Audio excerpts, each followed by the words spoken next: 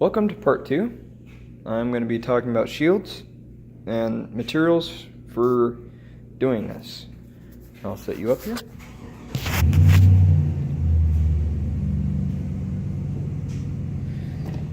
So, plywood. All around, everybody uses it. Why to not use it? Well, it's good all around. That's the thing. There's one thing I dislike about it. If you bend it, it will shatter. So what that means is, I got something a little thick here. Something this thin will shatter. If hit on the bottom or on corners, sides will chip, they'll bust, and since it's so thin, too easy to chop. But that's the advantage of having this. This will stop it from reaching your hand, or if you get the shield hit onto you, it'll prevent it from hitting you too hard.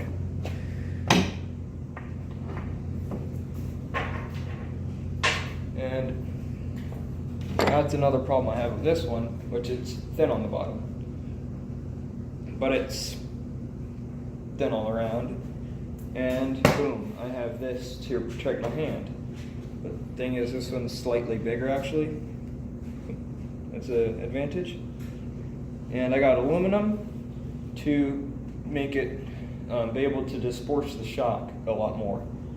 And if it gets through at the bottom, it won't shatter it completely because aluminum will keep it together. So shatters, you got 2 bars to keep it there, so you got a little floppy bit on the bottom, and that's okay. And aluminum, you can use aluminum, but aluminum's expensive. $80 for a sheet about that big, about that wide, that big, somewhat wide. But that would be used for something like this, something that you can easily move quickly and punch and dodge smaller stuff. The reason that you don't want something that big is that it will deform. And once somebody sees it to deform, they're like, hey, you're retarded, I can slash at it and do whatever I want. And another thing is, aluminum's tensile strength is a little off. So that means if you take something, push it into aluminum, it'll open up and it'll cut. That's one thing. That's one big advantage for steel. Problem with steel is that it's heavy. But if you make it thinner and you harden it, and you put it on a layer of plywood like this, for example, and you put a strip, and maybe another strip and another strip, but it makes it heavier, which is okay if you're buff and you're ready to run. And hardening it will make its tensile strength harder, and also you have to watch out whenever you harden it to not make it brittle. So you take a strip, and while it's not hot, while it's still cold, you have to hit it. Well, I would hit it to make sure it's strong enough. Put it in your vise if you have one, or take it on a piece of plywood, bend it, see if it can withstand it before shattering. Because then that makes its compressional strength a lot weaker. And you don't want that. Because then if somebody hits it, it'll shatter, and they got a free piece of steel, including your loot. So that's another problem. So you got to make sure it's the right tensile strength. And let me see my minute marker. 4 minutes, 4:20, and yeah. Then you got boards. Boards are really good. I'm just gonna use, let's say I had 2 of these, so one right here and another one right here, and a lot thinner. Is that whenever you cut through one, you got another one, and that gap, it'll force. I think I thought of it wrong. Well, boards are actually really good because you don't have these layers. These layers aren't there, and you have one consistent grain. And the thing you want to do with that one consistent grain is keep all the grains facing upwards. So whenever you try to cut it, the grains will slow down that blade as it comes through.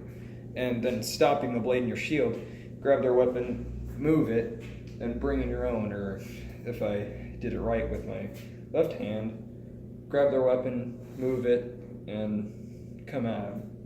I'm forgetting my hand movements and how I'm supposed to do it. So once you get stuck, you're supposed to take your own weapon, bring it up, slice with your shield. I'll do it like so, with the file. And slice. Then bring your shield back down. So slice, coming at them, of course. It's a little weird, but that's generally how it works.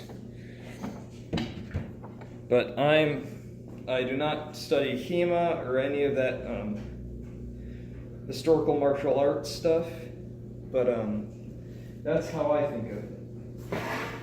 When you're facing an opponent that doesn't spend a lot of time working on their equipment, they do not know how to face you, I would say. Because if you have somebody with this and a scrap pile or something, and a full set of armor, and let's say this is a freaking sword, okay?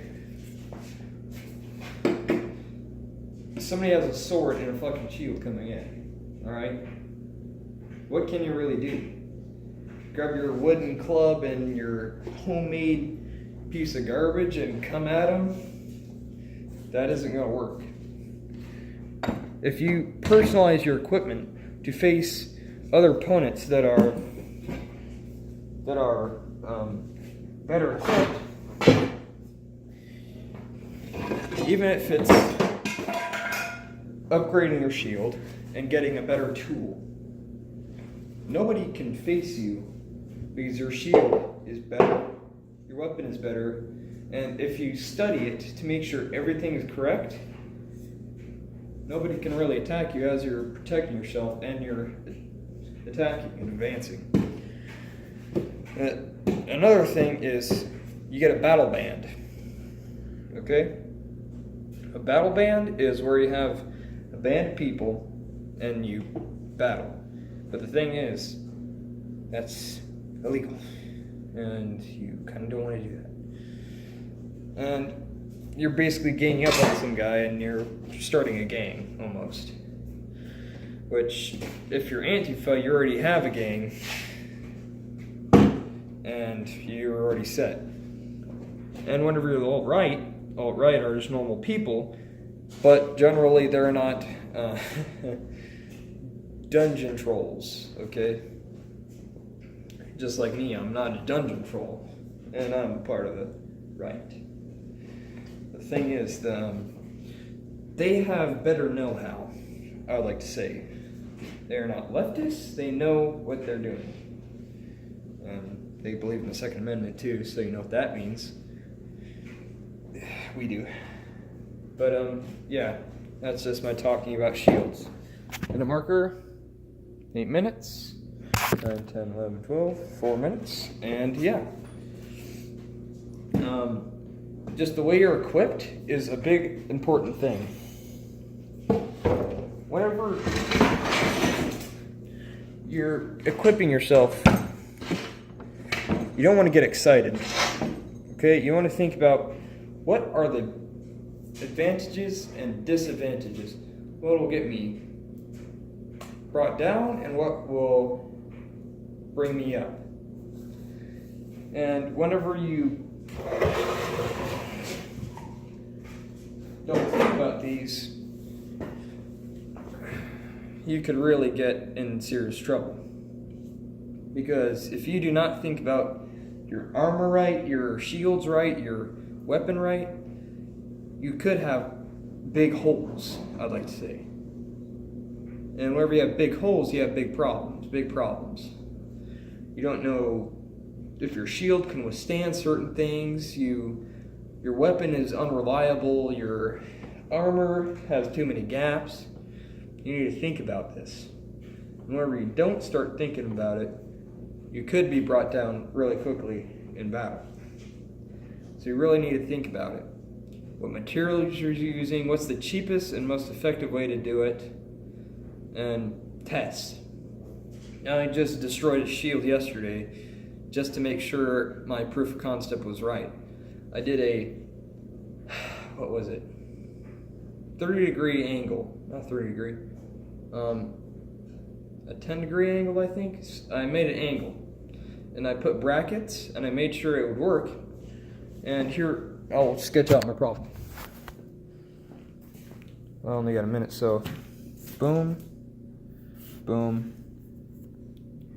I had a bracket. Well, actually, my problem was right here.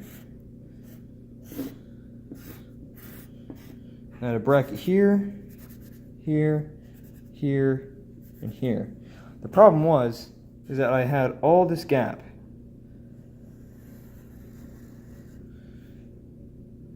Weak. W-E-A-K. Weak. And that was the problem. So test. If you do not test, it'll fail you. It will fail you. So go through concepts. If you don't have the money to, just overbuild it, like that one over there.